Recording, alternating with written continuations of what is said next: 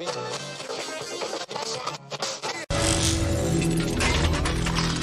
Check Radio.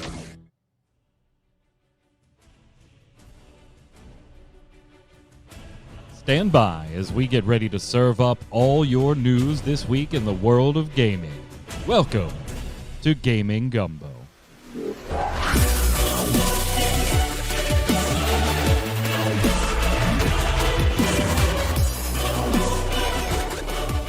Hello, Internet. Welcome once again. It's Saturday. It's 7 p.m. Eastern. That means we're live, twitch.tv/Ready Check Radio with another episode of Gaming Gumbo, your weekly gaming wrap-up podcast where we bring whatever news we feel like talking about and talk about it. If you're watching on YouTube or on Ready Check Radio or listening on iTunes, Spotify, Amazon Music, Audible, it's available on all of them. Make sure you go and follow and like and subscribe and all that. If you like what we do here and you want to see more of it, tell all your friends and make sure you support us with those little thumbs up and those comments. We're probably going to want a lot of comments this week because there's something big happened, I guess, in gaming. We'll get to it, and we want to know what you think about it. You can always head on over there, right there, to ReadyCheckRadio.com to see our latest episodes of this show, The Relic Grind, and get our streamer schedule to see who's streaming and when. One of the gentlemen that does a lot over here and on MMOBomb.com happens to be with us. It's Mr. Jason Winter. How are you, sir? I'm feeling terrible. Why? Because a Yu-Gi-Oh game is apparently popular.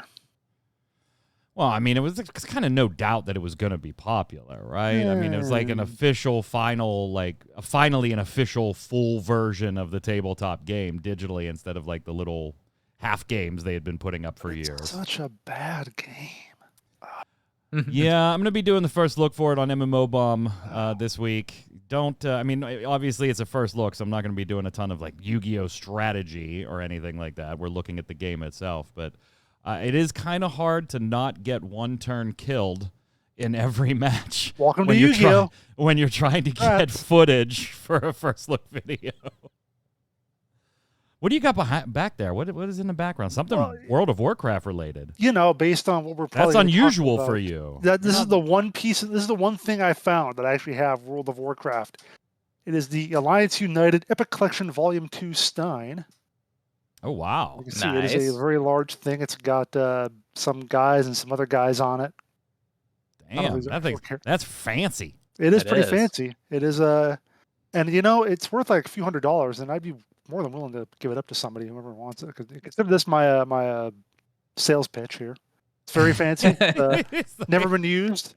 Makes a nice sound. It's got stuff on the bottom. Is there a number on it or anything? Just take a picture of it and then sell it as an NFT multiple times. There you go. There you go. That's the way to do it. Just mint multiple versions. He's like, look at what I got here. This is pretty cool. This is pretty cool. You can find this on eBay. For our 12 viewers, they can actually get a sale made. I should try putting it up on eBay or not something else. I think Craigslist or something. I tried putting it up. Winter's got stuff on eBay. Yeah. Also on the line, filling in for Yod, who's out of town this week, but joining us in chat is Mr. Zach Sharps. How are you, sir? I'm doing well. It's been quite cold here, but it's nothing I'm not used to living. I've lived in Iowa for a year, so used to the cold. I'm sorry. And also Pacific Northwest. Well, yeah, it wasn't that great. That's why I moved. But I'm here to discuss the big news this week. Well, we were gonna talk about news, but apparently, Jason, as Havoc points out in chat, you've now made this show the Ready Check Radio swap shop. So anybody have anything else they want to sell? Chat. $200. Or your 200. 200 from Havoc. Or your 250 from Mad Martha. All right, so we got 300. Can I get 300? Start taking bids on stuff and let chat bring things. We'll do like an Antiques Roadshow and sell it. There we go. Yeah, I mean, obviously, gents, the big news this week, the Microsoft Xbox purchase of Activision Blizzard. Well, I guess I should say, just for accuracy's sake, the planned purchase, because this is still quite a ways off. This is not expected by Microsoft and Activision Blizzard to complete until Q3 2023. So we've got about a year and a half, a little more, before it'll actually be official. $68.7 billion straight cash price tag. 69 Microsoft sounds better. Yes, yeah, Sounds nicer. We sold for $69 billion. They basically just said, hey, give us those account numbers, give us those digits, and we'll send some cash. So pretty substantial purchase there. Obviously, a lot of SEC scrutiny that's going to happen on this one. I mean, that's probably not the bulk of the year and a half. There's going to be a lot of getting systems in line and management in line. Until then, the two companies will be operating autonomously as they always have.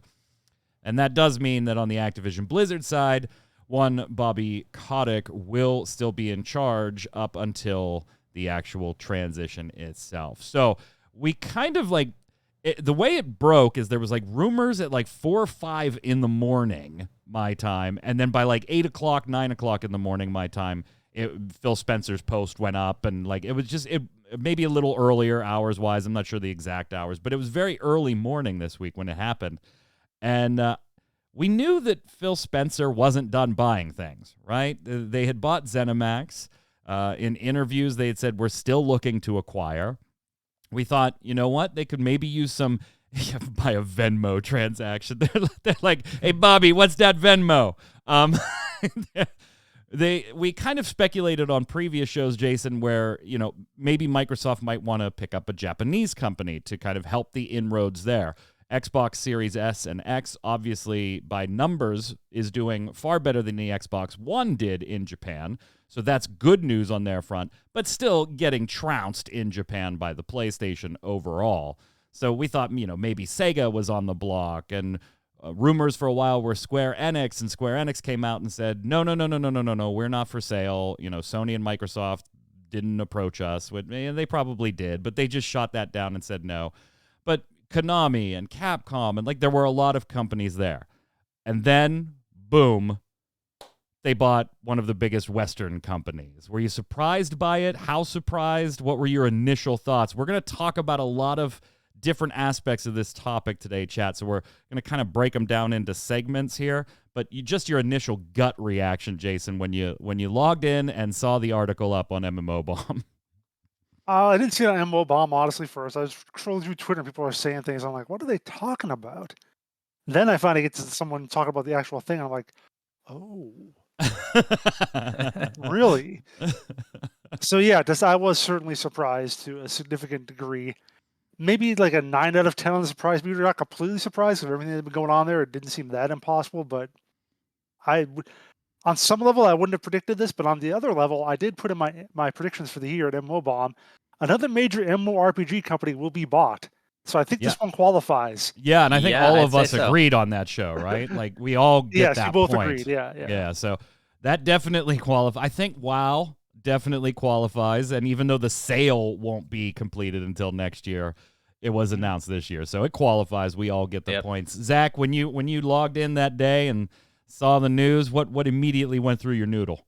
Dude, so I woke up and looked at my phone and saw this, and I'm just half asleep, am I still dreaming? Because I had some pretty wild dreams that night. But no, it actually happens, and I was pretty shocked. And then my other reaction was I need to check my options because I actually bet on the stock rising with options, and lo and behold, I cashed out with over a 200% profit on them. So I was pretty happy about that. Actually was they were worth 13 and went up $300. So it wasn't any big dollars or anything like that. I just like to play options. It was one of those things where you were like, well, shit, I should have taken a few more options while I was there. Well, I was these options are dead because I bought them way too early. I was kind of thinking, Kotick would be removed by, the holidays or a little after the holidays, but he was going to survive, and we'll discuss that. But yeah, I was pretty shocked. Yeah, I kind of I'm with you, Jason, on it wasn't that surprising that the company was in a position that it might be able to be acquired.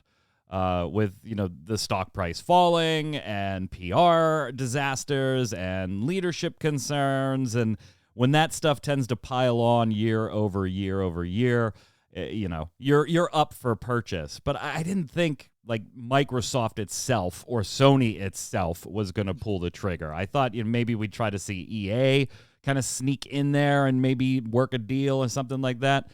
So I wasn't surprised that it sold. But I actually thought it was an Onion article at first when I was like, this has got to be from the Onion.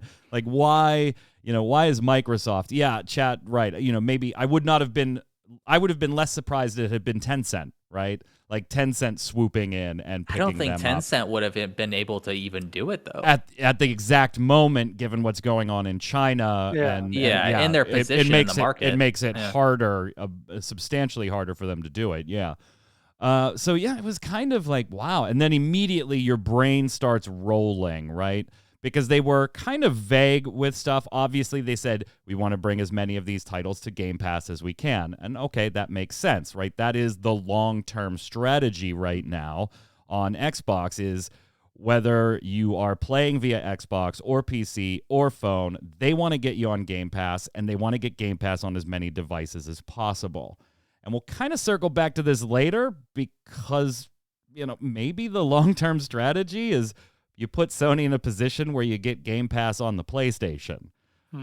It's something to think about. It's something to think about because that is the strategy. Push the subscription service. But then you start thinking, Jason, like, what do you do with a subscription to WoW? Does that become part of Game Pass? And we've got Overwatch 2 and Diablo 4 coming up. Now, are those potentially exclusives? And these are questions that stemmed from the ZeniMax sale. What's going to be now Xbox/Microsoft exclusive, and what aren't you going to be able to play on the PlayStation? A question that really wasn't answered definitively on that side, and certainly isn't answered definitively on this side yet either. Yeah, I mean, they're always going to say everything's fine. We're going to carry on, keep doing things exactly the same as we ever have, yada, yada, yada, until they don't. Until they decide they want to make changes. And yeah, like you said, Phil Spencer said, yeah, we have no plans to take stuff off, take games out of Sony, make it exclusive to Game Pass or whatever. But they said the same thing about Bethesda games, so that can always change.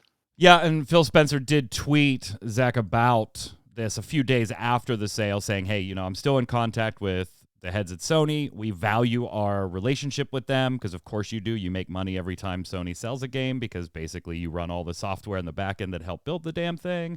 And so you're making money anyway. And that, obviously no changes, particularly to Call of Duty, is the big question mark for everybody right now. If you're surfing the internet, will that be available on PlayStation? The current one's not going away, at least anytime soon, and Phil saying that we have a desire to have future Call of Duties on the PlayStation system. That is a far cry from saying they will be, but at least it does give you the public perception of, yeah, they may want exclusives, but they also might be legitimately taking this on a case-by-case basis, and which ones give us the best chance to sell units on an exclusive basis, and which ones would we not want to sacrifice the bajillions of units sold by trying to force them into an exclusivity? Yeah, so I don't think we're going to see any real impact from this for probably 3 to 5 years on the exclusives front. I'd agree. Frankly, there's contracts already in place that they're going to have to abide by. Yeah, at least on the big hitters. I mean, you can count WoW going to console as a big hitter, which I think would be exclusive to Xbox. Everything's set up for it. It's ready to go. They just need to press the button and, be good to go. You think on it that is? front. Oh, yeah. It already has back-end controller support, and then mods make it have full controller support. So it's good to go. They just need to launch it. Well, they obviously need to optimize it for it, but it's an older game. It can't be that difficult.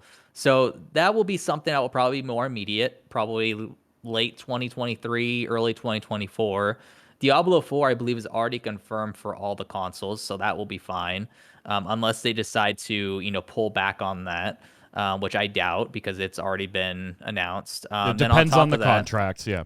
Yeah, then on top of that, Call of Duty has an exclusivity deal with Sony for extras. So depending on how long that is, it's probably 3 to 5 year contracts. So whenever that's up, that will obviously be, changed to be probably more catered towards Xbox, but Call of Duty will still probably launch on Sony platforms because of how much money it brings in. And then you have some of the other games like StarCraft. I don't think will come to consoles. I just don't think you really can make that game work well enough on consoles. And some of the other hitters as well, probably probably won't. But you might see Guitar Hero release and be an Xbox exclusive, like a new Guitar Hero, and Crash Bandicoot, Spyro, stuff like that might pop up on only Xbox moving forward, which would be kind of a switch of events. But overall, I think that it's a 3 to 5 year thing. It's going to take a while for us to see the true ramifications of this from an exclusive front. Yeah, and if you're starting to get confused about who owns what, you're not alone anymore, because keep in mind that although you probably know Activision Blizzard, Overwatch, Diablo, StarCraft, World of Warcraft, remember there was Vivendi and Sierra came in as part of that deal, and then some of those IPs went away and Activision sold them off, but then they retained some. So there's Microsoft picked up a few companies, and not to mention King, right, which immediately increases their market share in the mobile space, something that Microsoft really hadn't done a lot of, and now is one of the biggest players with things like Candy Crush and stuff like that, just those well-known mobile franchises. So we do have, luckily we do get a little bit of help here from a chart by Ether. You can find this on their Twitter account and on Reddit, just to give you an idea of the video games and who owns what. And Jason, I gotta say, it did make me smile. I was talking to Havoc, my brother, on the phone last night about this, and it's one of those topics that, if you discuss this deal for 5 minutes with somebody, your brain immediately thinks of something else that is possibly impacted by this deal. And I couldn't help but say, when I said, oh yeah, and by the way, Microsoft now owns basically all of the de facto Sony mascots. So, yep. Crash Bandicoot was not an official mascot, but for those of us that played the PlayStation 1 since PS1, yep. Right, that he was the commercial mascot, even though he wasn't directly owned by Sony. Spyro kind of fell into that bucket a little bit too, and now Microsoft owns both of those. So, yeah, it's a little funny to look at, and this chart really starts to kind of hammer home. Okay. Who else is available for acquisition? But it does show that even on that chart, they only take up about 1/6 or even less of the space. So again, everyone's saying they own everything now. No, they don't own everything. They own a lot, but not. They own an awful lot. I mean, it takes them to the third largest gaming company by revenue in the world, behind Tencent and Sony. But percentage speaking, to Jason's point, you're talking about 10.7%. Yep. Of the gaming industry. And that's according to 2020 stats, so, okay, fine, a little bit year removed, but Microsoft was 6.5% of the gaming space in 2020, and if they had Activision at that time in them, it would have been 10.7%. So please stop talking about monopolies, okay? I understand. I understand that the concerns you have with a monopoly, those may be valid, and we'll talk about those in a second, but it actually being a monopoly, it is far from it. And believe me, Microsoft would know. They've been sued for that before. Yep.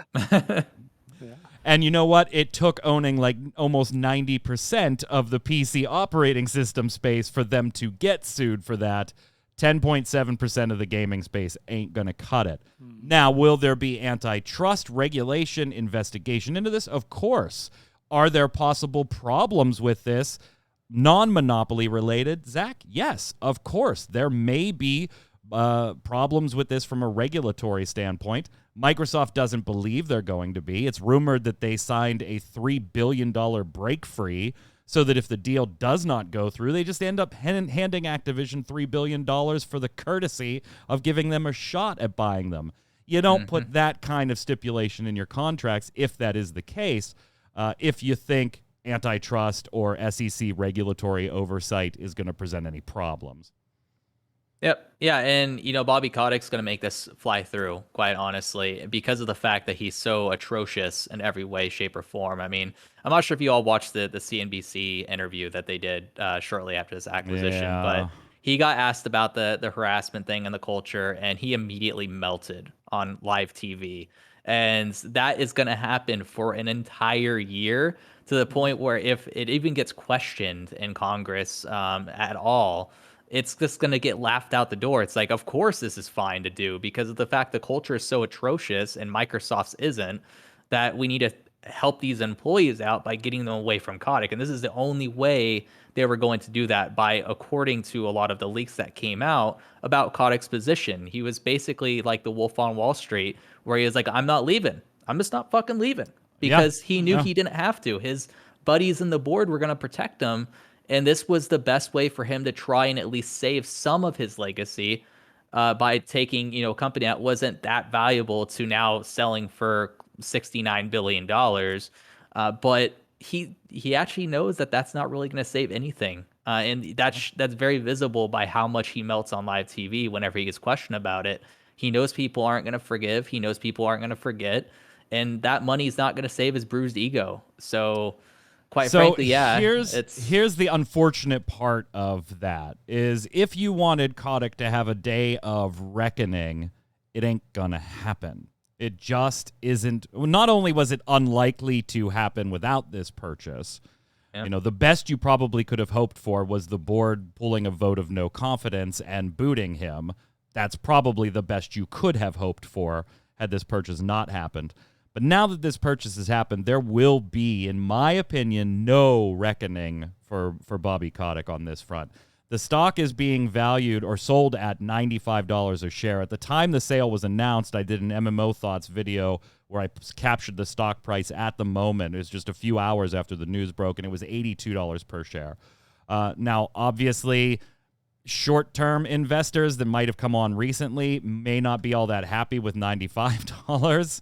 Considering they probably bought in at over 100, but a lot of these heavy-hitting shareholders have been there for decades now, when you were talking about stock in the 20s and 30s and 40s, and 95, when they really don't have confidence in Bobby Kotick. It is alleged in some of these interviews, Jason, that, he kind of had to sell. He resisted from sources saying, I didn't want this sale to go through. But his board he didn't have any leverage with the board anymore to stop these sales. He is doing a massive amount of deflection all over the place. Oh, yeah. And Microsoft obviously isn't going to say anything because, guys, they have to be very careful right now. Yep. Now that they've announced this publicly, they can't come out and say things that might influence the stock price ahead of the actual acquisition. They have to be regulatory careful from Microsoft's side. They can't say, oh, yeah, he's out. As soon as we take over, he's out. That'll probably be the case. I can't imagine why the hell they would want him there. He's a PR drag, if nothing else. But they can't really come out and say that. On Kotick's side, unreal. He was talking to VentureBeat, and VentureBeat asked him, why now? And he basically gave this whole story about how they weren't big enough to reach the ambitions that they had. They needed more people, they needed more technology, they needed more this, and they just weren't going to be able to do it. And so they replied back and they said, and was the sexual harassment investigation a factor in all this, as it certainly seemed to affect the stock price? I'm going to read this to you, Jason, and get your thoughts. Kotick says, I think what affected the stock price more than that is pushing out Overwatch and Diablo. And I think people started to see that this year's Call of Duty wasn't performing as well. So I think certainly the California Department of Fair Employment and Housing filing and the Wall Street Journal article contributed to that, but stocks go up and down for a variety of reasons. I think our view was that a $95 a share was with all cash. That's a really great deal for our shareholders. And so it was an easy and independent judgment. It's a great deal. I'll be so happy when I never have to listen to him again. Yeah. That's exactly why. It's because we delayed Overwatch and Diablo. Admittedly, it was kind of trending down a little bit, but then when that whole thing started, it just went and then the Wall Street Journal came in and went whoop again. So yeah, it's the other way around. The games being delayed had some small impact, but your bullshit had more. So yeah, and there's people from the team saying publicly on Twitter, or people who were part of the team, saying, you know what, it was delayed because you've been putting different projects on us and then delaying things and then canceling those different parts of adding things to Overwatch. You are one of the big reasons that this was delayed, setting aside any sexual harassment and stuff like that. The producer, this coming from Tracy Kennedy, says, Bobby, tell everyone about the random projects for Overwatch 1 you all would shove on us. The team would do overtime for them only to get canceled for months and for months of Overwatch 2 dev to have been lost. Or how almost entire teams are turning over and citing you as the reason. Don't be shy. I mean, you're not really pulling any punches when you make a statement like that. And when he said that, well, we didn't have the people or whatever. Yeah, why don't you have the people? Oh, that's why. Right. They're all leaving. Yeah. Oh, my God. Absolutely. So, yeah, he's going to walk away with a huge severance when Microsoft does say, okay, thanks, but no thanks. And then, obviously, hundreds of millions of dollars from this sale because he is a huge shareholder in the company as well. Will he surface somewhere else? I mean, I would hope not, Zach. I don't think he's going to. Like, no. who touches Bobby Kotick in the gaming industry at this point? But we have seen far worse, not Have stick to the super rich when the super rich like to help their buddies. Have we seen actually worse than Bobby Kotick? Have we really? Get a job again is what I'm saying. That I actually debate that. I'm not sure. You'd have to tell me. I don't know. Yves Guillemot still runs Ubisoft to this day. But he is not. Again, I think he's not bad. I think he's not as bad. I think Bobby's worse. Yeah, that's really the thing. I mean, and that's why you see Bobby like in. It's like we're comparing which pile of dog shit stinks more. Yeah, well, this pile of dog shit stinks definitely the most, and I don't think anyone's want to come near him because right now he's trying to defend his legacy, and it's just not working. Everyone sees right through it, and that's the big issue. And I honestly think that the $95 share price, some people were mentioning on Twitter, that's overvalued. It's not. It's not. I mean, to Jason's point, I mean, yeah, it was dipping a little bit from the all-time high before all these allegations and whatnot came out, but I mean, it was still around $95. It was really the Kotick situation that drove it to where it is now. And so, yeah, Kotick probably asked for over $100 a share, but Phil Spencer was like, no, most I could do is like 85, bro. Basically where it's at right now because of all these issues. And then Kotick's like, okay, well, let's meet in the middle. Let's do 95 then. And so they just went with 95. But I like how they tried to make it like, Microsoft didn't sweep in because they were in a vulnerable position. Yeah, He's like, we've been talking off and on about stuff for bullshit. Microsoft was like, you're hurting. We'd like you. Here's some cash. Yep. Bullshit. Well, and Bobby was backed in a corner too. I mean, I don't think he would have actually got forcibly exited, but I'm sure his board was putting a ton of pressure on him. And that's the rumor is that he didn't want this sale. But the board, he lost all leverage with them. There's also rumors, lots of reporting that is like sources. So you really got to be careful with what you're reading right now, and double check any sources you can. But there are multiple outlets reporting that he was so upset with the bad PR, Jason, that he was actually considering trying to buy a number of media outlets, including like Kotaku and PC Gamer. Yeah. Oh, why didn't you buy us? Mobomb. Jeez, we would have totally. No, I don't know. Yeah. I could have used that. I could have used some of Bobby's money. Yeah. I don't know. What's this mean for gaming as a whole? Like, obviously, if you're an Xbox fanboy or fangirl, this is probably good news for you, right? More Game Pass stuff. You're always a fan of that. The potential for more exclusives. You're probably a fan of that because you happen to be playing the Xbox. Nintendo's likely to just like sit in a corner and do the Nintendo thing they always do, right? They kind of just carved this special niche for them, and they're like, yeah, you don't have Mario, fuck you, we're always gonna have Mario. You don't have this, you don't have this, you don't have this. So like, I don't really expect them to jump into what I've been terming a gaming arms race, but Sony might be a little more apt to think about getting into some type of arms race. Now, don't get me wrong, Sony is not in any danger immediately by this acquisition. Are there concerns? Sure. Do they want to like know what's going to happen with Call of Duty, the next Elder Scrolls with the ZeniMax? Yeah, yes, of course. But this isn't immediately like, oh my, the PlayStation is in trouble. But you are trying now to compete with a company that has a substantial edge on you when it comes to straight cash flow, right? Microsoft isn't just about gaming, obviously. In fact, many years ago, they weren't about gaming at all, period. But due to like cash reserves on hand, Sony could not have pulled the trigger on this type of deal for this price tag based on their cash on hand from last year. They just didn't have enough cash on hand. They have plenty, don't get me wrong. They also have easy access to cheap capital. So could they do a big merger? Absolutely. I'm not saying they can't. But Microsoft just opened up the wallet.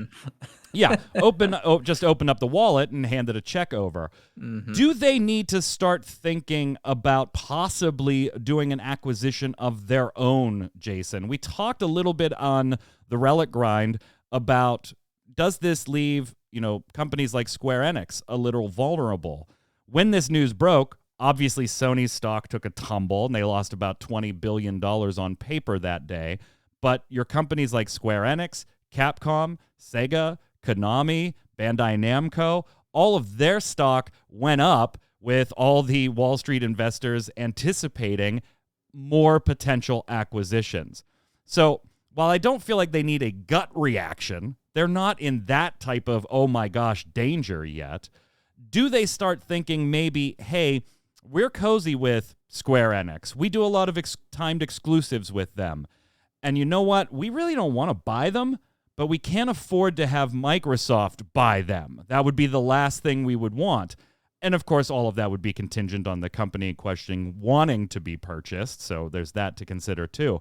Are these companies maybe being given another eyeball by Sony right now as for a possible acquisition on their side in the future? It might be, but I don't think they should. I don't think you want to make, like you said, make some kind of jerk reaction about. Yeah, I don't. That would be the worst, I think. Yeah, because one company, if that's how Microsoft does business, you don't want to say we have to be exactly the same as them and do exactly the same that they do. You don't want to have to feel like because they made a move, we have to make a move. I think of what you did, what we talked about a while ago with the Gamigo buying Fractured. When you said, did they do that because they lost Arcade, because they lost a sandbox MMO? They said, well, we got to get another sandbox MMO, so let's get Fractured, which is kind of mediocre, really, honestly. So you don't want Sony going, we have to buy somebody in either a company that's not that great or a company that we're going to overpay for maybe because we really want to get Square Enix now, so we're going to throw billions or whatever at that. I think you don't do that. I think you shouldn't make that kind of move just because your competition made that kind of move. Stick with what you're doing, whatever that is, and just go along as you were. Does it leave you vulnerable if you try to take this wait-and-see approach, though, Zach, when you look at Square Enix and you say, man, if Microsoft bought, I don't want to buy them, but if Microsoft buys them, now I don't have Final Fantasy, I don't have Dragon Quest, I should say. We don't know what's going to be exclusive and what isn't to Xbox. If they grab Capcom, there goes Monster Hunter. I don't think they would buy Konami. I think what would happen more likely there is they would probably just buy some IPs from Konami. Yeah. I don't think you want the company. I think you just like, hey, can we have Mega Man and Castlevania? And we'll just here's a couple bucks. Some type of deal there. But I kind of look at it like maybe you don't want to acquire these, but you really don't want your competitor to acquire them. Yeah, so I said you want to retract a statement where I said ruin their position, because actually Sony, their whole corp actually has more cash on hand than Microsoft did. So, I mean, they have a lot of flexibility. Granted, Sony has a lot of other avenues that they are in as well. So how much of that is actually available for the gaming division, who knows? But they realistically could go out and buy EA. That's around $40 billion market cap. At current price, probably pay an extra $10 billion or so to acquire EA. And I think that if I were to make any prediction, I think EA is probably the one that Sony should go for if they want to go for anyone, particularly because of the sports. They have the MLB The Show or whatever on PlayStation, so they could build out their sports segment a lot more, and those are cash cows there, up the quality of Madden and all those series and FIFA. And then on top of that, you have the story of, say, a BioWare division with Mass Effect, Dragon Age. You have SWTOR that they could get on consoles. So there's a direct counter there that I think makes sense. I don't think that they need to, though, at least in the short term. I think they can wait and see for about 2 years or so to see, how things, 2 or 3 years, honestly, to see how things shake out. Because I don't think this is going to put them at number 2 in the console race. It might get things up to be a bit more even, but realistically with Game Pass, even means that Xbox is winning, so they probably want to like that and then pull the trigger. So I don't think they should rush anything, but I think the best play for them to make, if they wanted to make one, is EA. So here's the thing, though. Keep in mind, I think you were making a correction on me on a stat. Correction on myself. Oh, okay. I was going to say, yeah, because Sony's cash on hand is nowhere near Microsoft's cash on hand. It just isn't. Microsoft's cash on hand, and again, cash flow is different from cash on hand. Cash on hand is just what do you have in the bank right now that you could immediately take and spend if you needed to. Microsoft's cash on hand as of September 30th of last year was $130 billion. Sony's as of the same date was $16 billion. They did some stuff but not the 2021. Corp.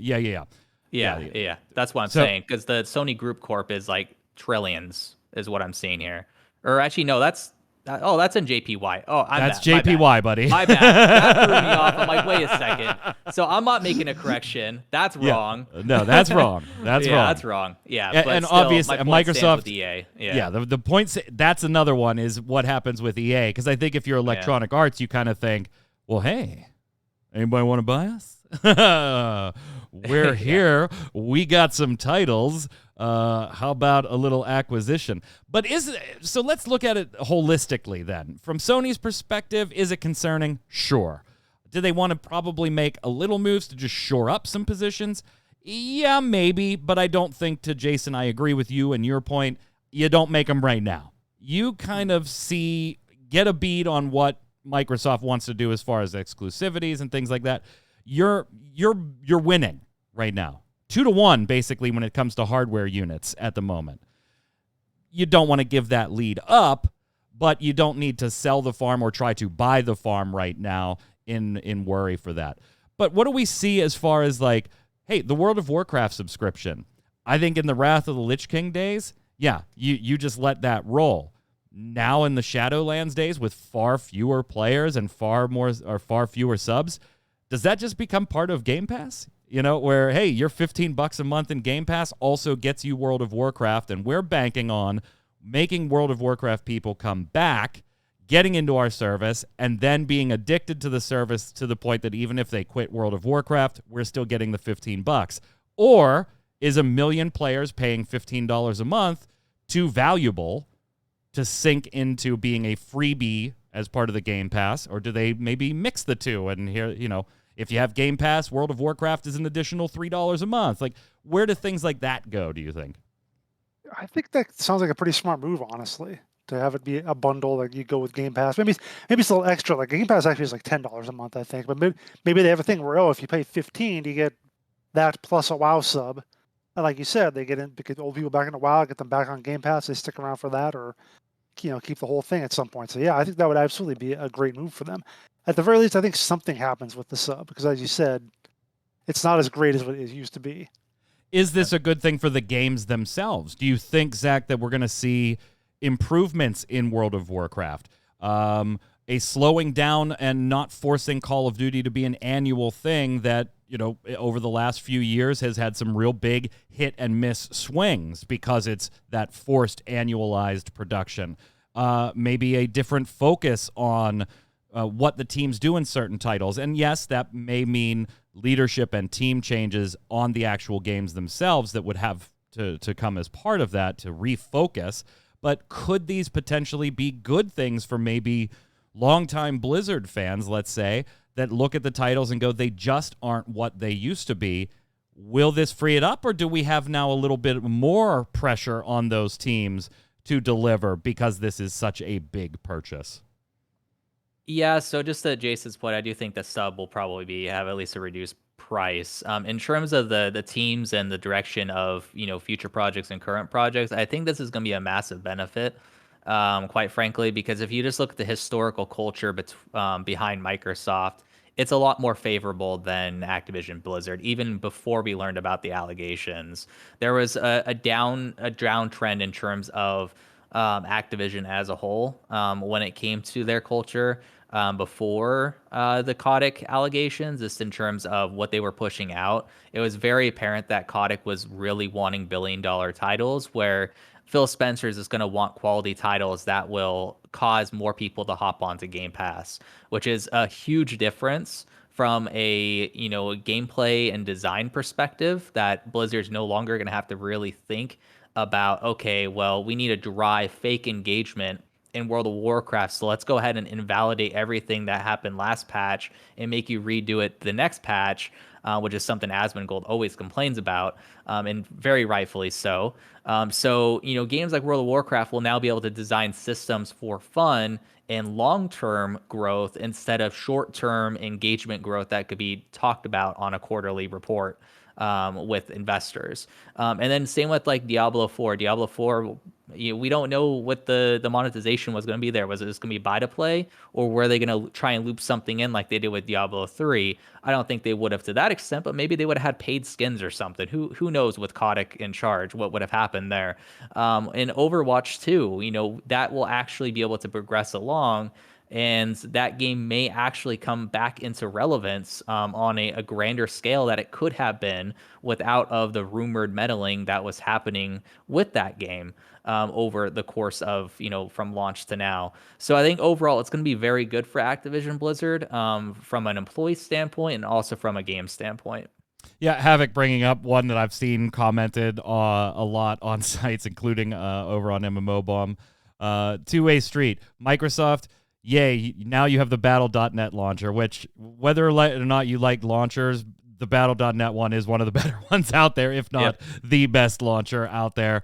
And two, if you're not all that thrilled with Activision Blizzard's server architecture, Microsoft knows a thing or two about the server architecture, and they have some resources that they might be able to take advantage of there. Jason, is this a good thing for the employees of Activision Blizzard? Obviously, Xbox has had issues in the past, maybe not to the degree that we see with Activision Blizzard. Maybe it was, we just weren't aware of them at the time. They didn't come out as publicly as these have. Who knows? But Phil Spencer has been open saying, we don't have a blemish-less past either. But we've learned from that, and we've evolved, and we use that as part of our directing our train going forward. So I've seen tweets, some from Jason Schreier talking to some employees saying, they are happy or looking forward to working for this company because they have peers at these companies that say the culture is better. But then there's also the concerns of, potential layoffs or reduction in workforces or reducing redundancies and things like that people may be out of a job. Then you also still have calls to unionization. Congratulations to a group of Raven Software teams the QA teams, they did pass a union vote and have sent letters to management at Raven Software and Activision Blizzard asking for formal recognition of the union. Activision Blizzard just basically gave a 2-paragraph statement that said, we're reviewing it. So we'll see what happens there.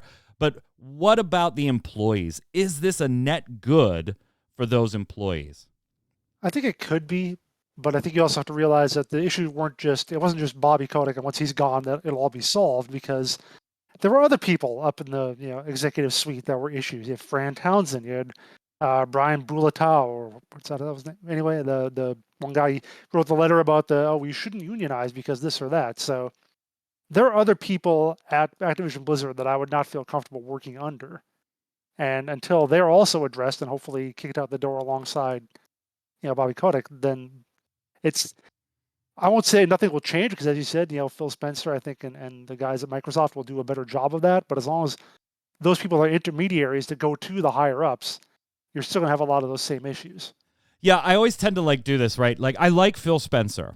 I think he's intelligent about focus and where they're going. He's brilliantly crafted this I'm a gamer just like you persona that works to his benefit. But please, ladies and gentlemen, remember, we are talking about a multi-billion, a trillion-dollar corporation when it comes to Microsoft. They are a corporation, okay? They're not buying this company to make things necessarily better for us as consumers and players and better for... They are buying it because in the end, it fits their strategy to make money. Now, the persona is a great thing, and do I think he might have some perspectives that other CEOs don't that maybe are a little more consumer-centric? Yes. Are they making this deal as consumer-centric stuff? No. As much as they want to say, we want games to be available for everybody on as many platforms as possible and as easy as possible, and that's why we're doing this, and that's why we're doing that, there might be a small kernel of truth to that, but the other 99% of it is because we think it'll be profitable at the end of the day. Somebody in chat, Yad, asking, with Game Pass, what happens with Battle.net? Nothing needs to happen to it. Multiple I think it will titles. over time, though. Probably. I mean, it'll just be integrated. But the account nothing reconciliation, oof. Yeah, nothing really needs to happen. Yeah, needs to happen. There are games on Game Pass that latch out to other launchers already. Actually, Rainbow Six Extraction, which just came out this week, is one of them. As soon as you click it on Game Pass, it ties your Game Pass account with your permission. It ties your Game Pass account to your Ubisoft Connect account and then launches the game through Ubisoft Connect, not through the Game Pass Xbox app. Steam does that with EA games. Yeah. Yep. What does this do for the legal stuff? Obviously, this type of stuff doesn't make investigations go away, right? The DFEH is... By the way, I was commenting with somebody on a site. It might have been MMO Bomb. I did an MMO thoughts video on this, and they expressed thoughts about a monopoly, and I was like, well, it's not technically a monopoly, but your concerns on why a monopoly might be bad, I think, are valid to discuss here, and we had a nice chat about those. But then they were like, this is all unsubstantiated rumors, all this stuff that's gone on with Blizzard.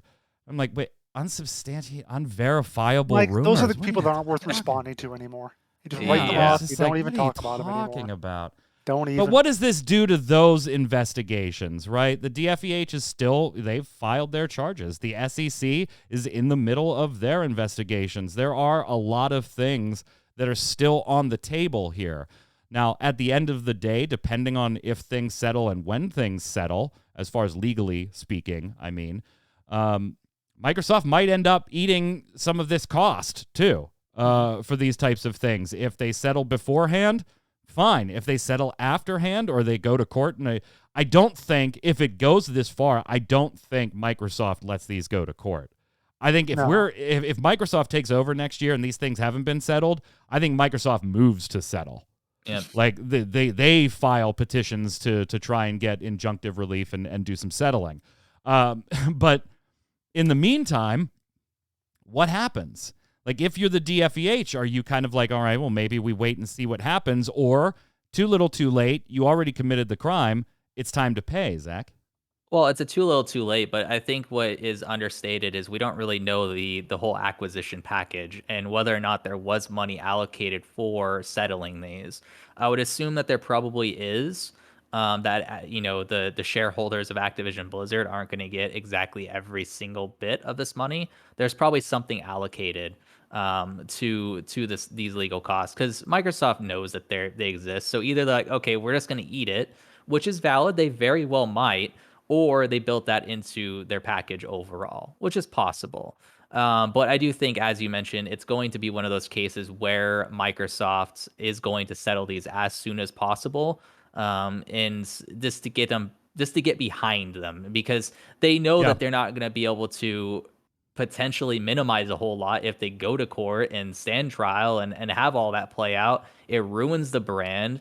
Then you'd have to have a bunch of executives come in and spend a bunch of time there.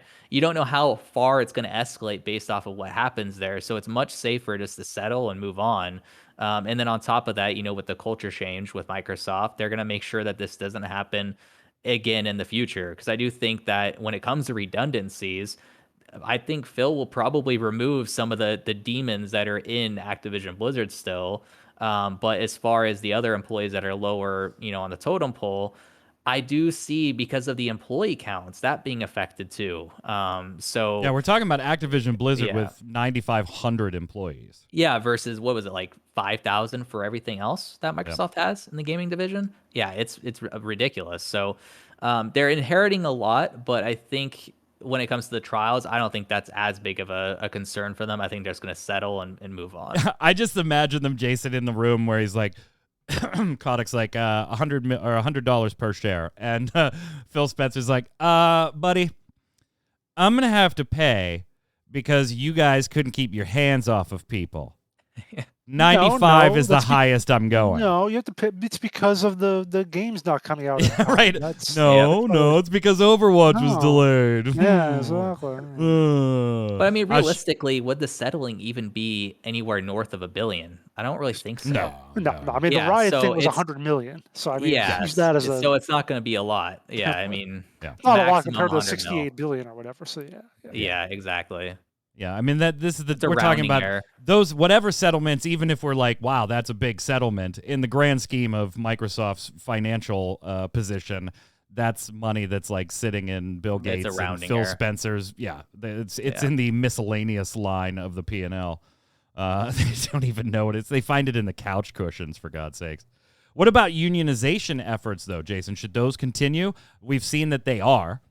Yeah. At least publicly, they have said we still plan to. Should they? Should that just be a separate topic? Because to me right now, it is.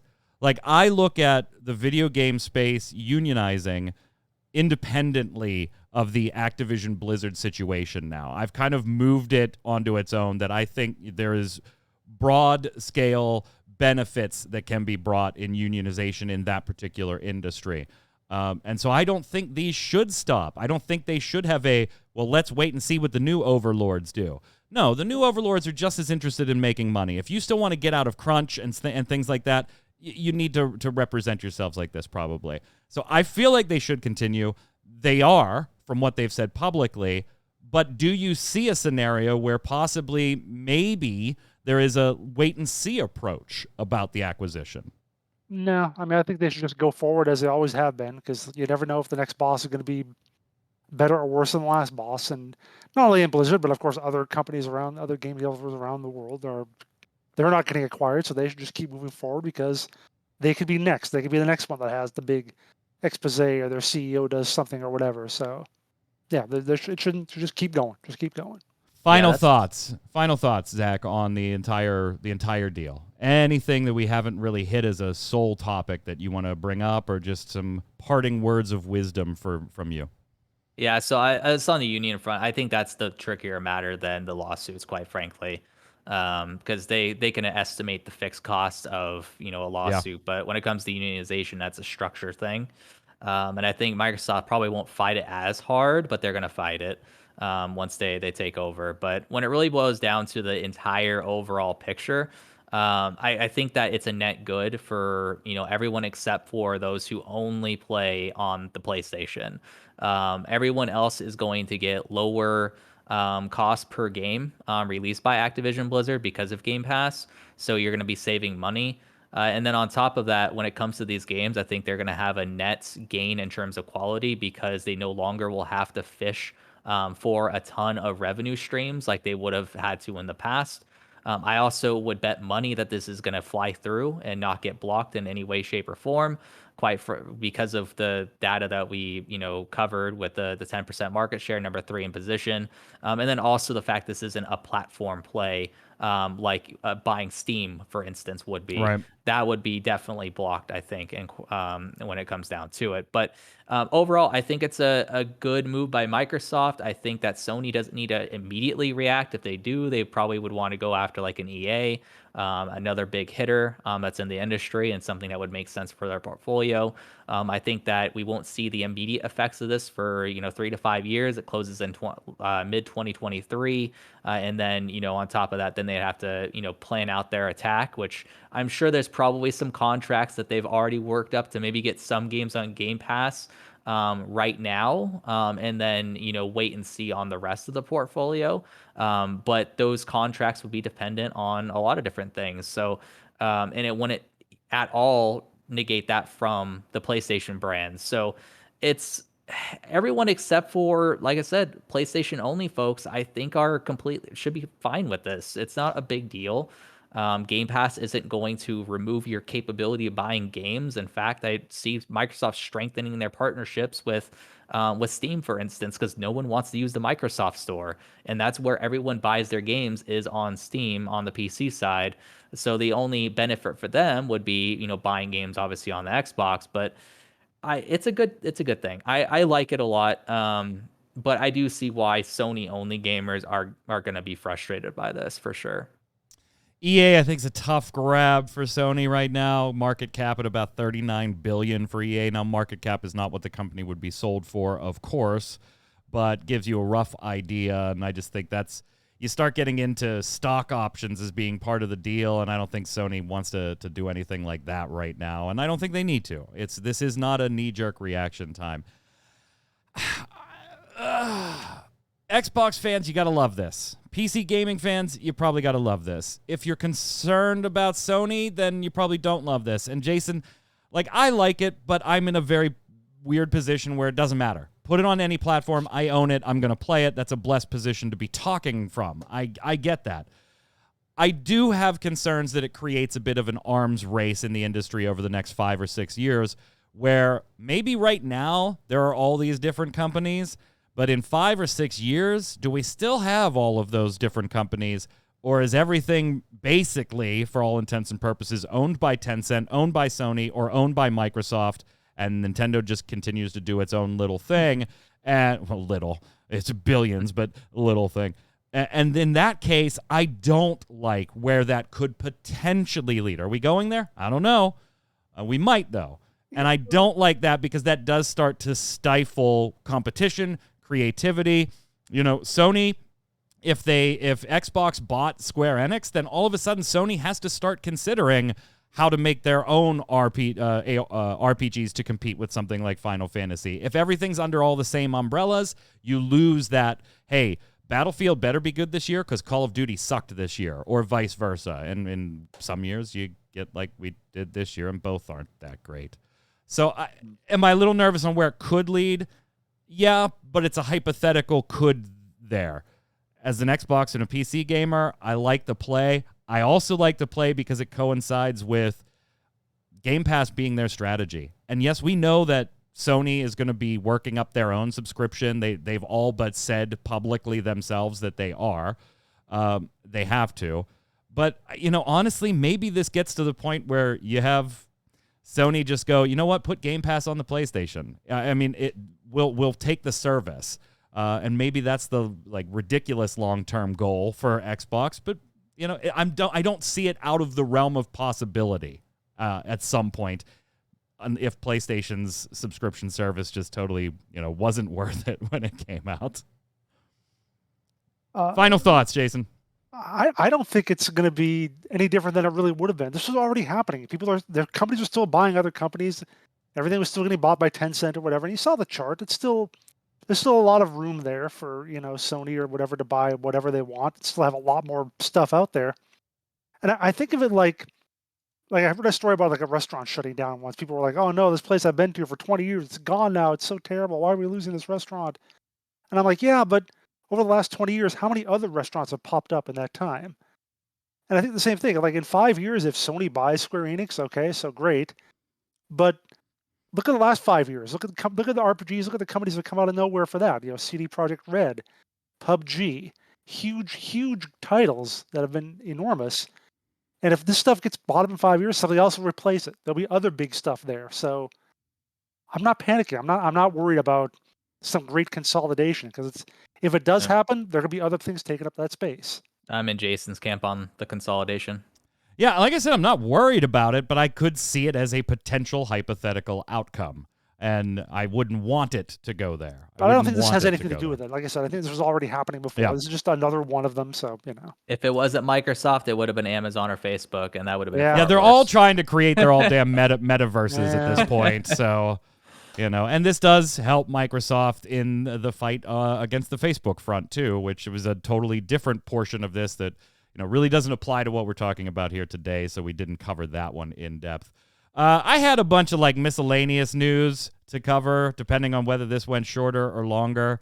I'm just going to tell you the PlayStation 5 is patenting. They haven't made it, and maybe they won't. They've patented a new controller concept for the PlayStation 5 that has a thumbstick that can actually depress into its socket. So that makes it a little, I guess, better for storage and maybe a little more comfortable potentially. Jason, you said you had a thought on this particular patent. As someone who actually has had wrist problems sometimes with playing games, something like that, anything that would relieve a little bit of the pressure on the thumb when I do stuff for a long time could actually be something I'd be interested in. So there you go. Yeah. Whether they'll make one or It's not, for old man gamers like me. whether they'll make one or not, we'll see. But they did get that patent.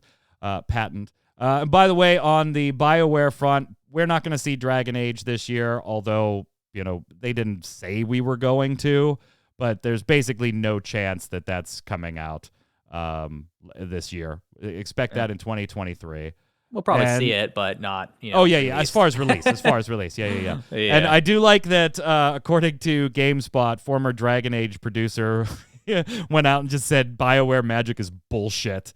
And basically in a interview there was talking about, it's actually called poor planning is what it is. Yeah. Yep. Yeah. Where production does the hockey stick approach, where you don't make any progress, and then all of a sudden it all starts coming together and you make a bunch of progress. Now, he did say, this is from Mark Dara, who left the company in, I think, like 2020, right? So this is pretty recently.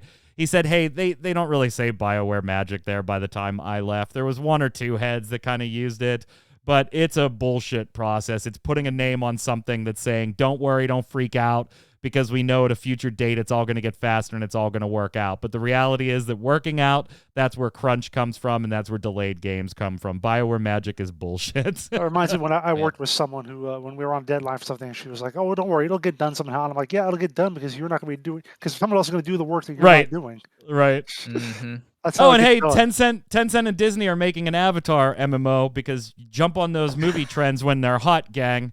You know, And by the That's way, not going to go anywhere. it's mobile. Let's go do games of the week.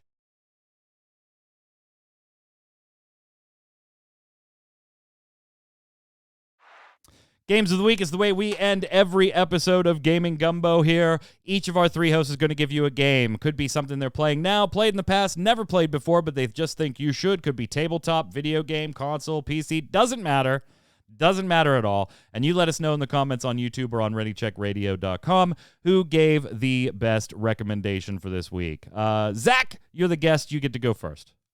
Yeah, so I'm gonna give a little shout out to Rainbow Six Extraction because I played a little bit of it, not a ton, but I thought it was pretty interesting, and I'm gonna play a little bit more of it and see if it's even better than a lot of us expected it to be. I mean, I still think it definitely needed to be on Game Pass. I think that it definitely it is. wasn't ever going to release. Well, that's what I'm saying is it definitely needed to be. Oh, okay. No, no, I'd say that they released it He was without. like, it Game is, Pass, dummy. it Why'd you pay for it? Just eat something. And we will talk about Rainbow Six next week. It was in the notes for this week in case we needed it, but I know Yod's checking it out too. Maybe Jason, Yod, and I will do a stream at some point with the three of us. Jason, are you going to... Oh, actually, I guess we should talk about that. Are you going to do the first look on MMO Bomb for that one? Maybe, While I do know. Yu-Gi-Oh? Yay. Yeah, we'll see. Yeah. Go ahead, Zach. Sorry. Yeah, I was just gonna say, I think that it definitely needed to be on Game Pass, which it is. And it releasing at 60 was always gonna be a mistake, and even releasing at 40 would be a mistake. There's just so much taken from Rainbow Six Siege that, yeah, there's a lot of work that probably went into making it as polished and refined as it is. But on top of that, it's like, well, if you already have the character controller, you already have a lot of the mechanics built in place. It's hard to justify anything north of 30 really for the game, when I think they even had an add-on for Siege back in the day that was kind of similar in some senses. Yeah, obviously there's a lot more to this game than that, but of course, yes, you are right. You are right. Yeah. But yeah, I enjoyed it, and I'll be playing a bit more of it. I was gonna give it to God of War though, but it's a bit too generic, and it's 2018 game. But yeah, so either of those two. Yeah, I have mixed feelings on Rainbow Six now, but I still have a lot more. I'm very early in it, so I'm not going to make any judgments on it. We'll talk about it on next week's show. Go ahead, Jason. I'm going to give mine to Subnautica Below Zero. Finally get into the sequel to that after really enjoying the first one and enjoying the second one just as much. It's basically the same game, but just with a slightly different setting and different mysteries and so forth to solve. So if you like the first one, you'll definitely like the second. I'm going to give mine to Yu-Gi-Oh! Master Duel. Oh, fuck you. I am not a Yu-Gi-Oh! Player. I streamed a little bit of it on Monday in my Final Fantasy TCG stream on Ready Check. And yeah, I had fun and everything. I got to do the first look for it. I don't like some of their monetization. We'll talk about that in the first look video this week. I think, yeah. But you know what? I had fun in my stream hanging out with everybody, so I'm going to give it to that for that. You Yugi fans, obviously, you're going to love it. But, yeah. And I just wanted to piss Jason off, so let's see who wins. Chat, don't go anywhere after the show. We've got Torchwick coming live with a stream. How are you, sir? You cannot stop me, Yugi. Duel. What are you playing tonight, sir? We're gonna be playing some more Majora's Mask. Are you like even almost close to being done? Because I just thought it was ironic that you're playing an N64 game, like forcing this to work on a stream and everything, just in time to find out Nintendo's putting Majora's Mask on Switch Online. If my luck holds true, I will beat the game the same week they do that. Heart of the probably. cards. Probably. Don't go anywhere, chat. Torchwick will be live right after the stream here. Of course, we'll be back next Saturday with another episode of Gaming Gumbo. Don't miss the Relic Grind, our Final Fantasy XIV Square Enix show that airs Thursdays at 7 p.m. Eastern right here on Ready Check Radio as well, or any of the volunteer streamers who hang out here. We love them all. Thank you so much. Until next week, Zach, where can everybody find you? Everyone can find me on Twitter at Healthurian, and then also Healthurius Games as well. How's the game going, by the way? It's going good. It's been working on the UI, and then I'm going to be working on refining the intro. But yeah, I mean, if you want to check out my game, it is on Steam, Knights of the Forgotten Realm. All the wish lists are appreciated because it does help me out with that Steam algorithm beast. So indeed. Go hit it up. Jason. Find me on Twitter at Windor Forum and streaming at twitch.tv/Jason Windor, where you will not see me playing Yu-Gi-Oh! Master Duel. He was like, good thing you didn't ask me to do the first look, because it would have been the first time I just told you no. I'm Mike Byrne. What the hell? Oh, the slide's up. Follow me right there, but more importantly, follow at RC Radio, and we'll tweet you every time we go live. Stay safe. We'll see you on the servers. Later.